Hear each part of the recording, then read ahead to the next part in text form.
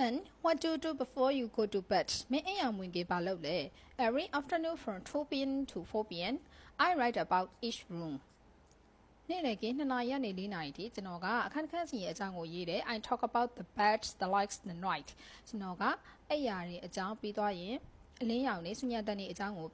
reads the blog? Blog of Blue Repelle. Lots of different people read it. Business people, tourists, travel agencies. People who want to know about hotels really. စီးပွားရေးသမားတွေနိုင်ငံခြားသားတွေခရီးသွားလုပ်ငန်းလုပ်တဲ့ agency တွေ hotel တွေအကြောင်းသိချင်တဲ့သူတွေဖတ်ကြပါတယ် What do you do in the evening ညနေခင်းမှာဘာလုပ်လဲ At 7 p.m. I talk to the hotel manager. 9 နာရီမှာဆိုရင် hotel manager နဲ့စကားပြောတယ် Then I go to my new room and go to bed. ထို့နောက်